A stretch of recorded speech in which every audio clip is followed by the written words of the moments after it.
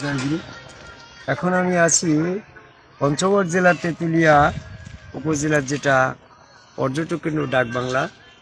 এখানে উপস্থিত হয়ে বহু মনের, বহু দেশের, বহু পোশাকের মানুষ আমি দেখতে পাচ্ছি।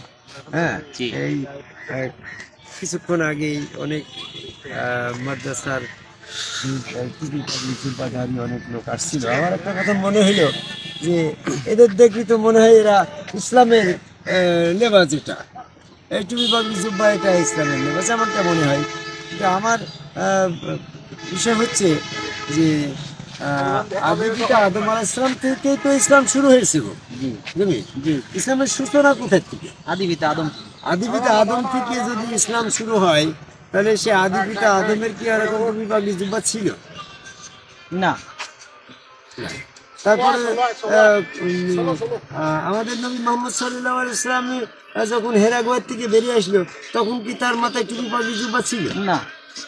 এখন ইসলামের সূচনা আদম আলাইহিস সালাম থেকে, বেহেশতের ভিতর থেকে তিনি যখন বেরিয়ে আসলো, বেহেশতের ভিতরে তার যে পোশাক ছিল সেটাই ছিল মূলত ইসলামিক পোশাক। জি জি সে বেহেশতের ভিতরে তার চুলদারি মোছ ছিল, জি। এবং তাহলে চুলদারি মোছটাই হচ্ছে প্রকৃতপক্ষে ইসলামেরই পোশাক।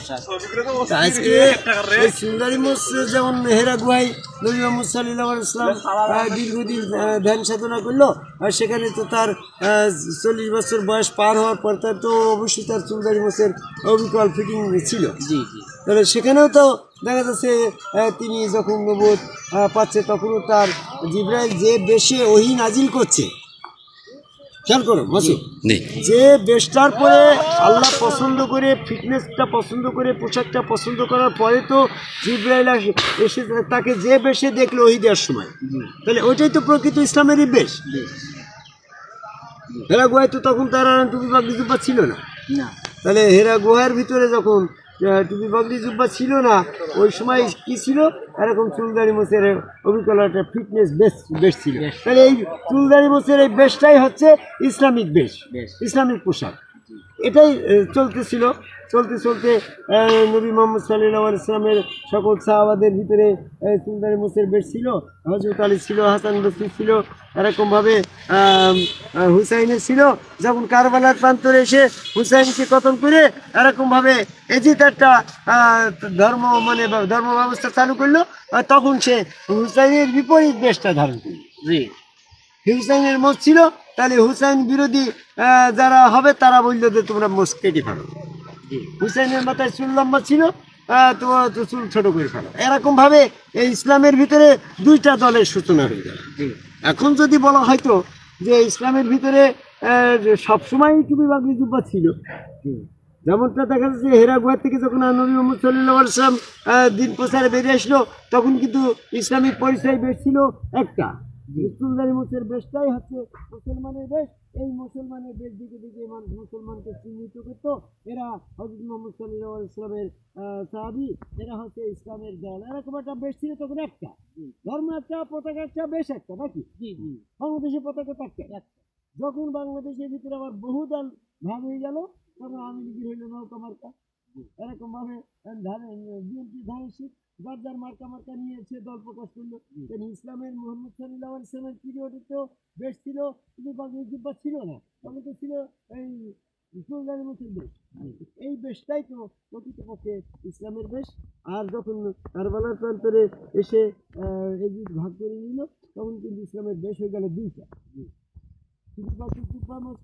ছোট করা এটা হচ্ছে তোমার এজিতির বেশ, আর হুসাইনি বেশ হচ্ছে আগের যে নবীর যে ধারা ছিল, হেরা গুহার সময় যে ওনার মোষ ছিল, আদম আলাইহিস সালামের মোষ ছিল, নবীদের সমস্ত নবীর মোষ ছিল, চুলদারি মোছের যে বেশটা ছিল, তখন কিন্তু ধারাবাহিকভাবে চলতে থাকলো, ধারাবাহিকভাবে চলতেছিল। এই চলন্ত অবস্থায় খেয়াল করো মাসুম, এদিকে এসে ধারাবাহিকভাবে এটা কিন্তু মাঝখানে এসে কারবালার সময়, কারবালার থেকে টুপি পাগড়ি জুব্বা মোচকাটা ইজিতির বেশটা ধারণ বেরিয়ে আসলো। আর মূল ধারা টুপি পাগড়ি জুব্বার বিপরীতে এই যে তোমার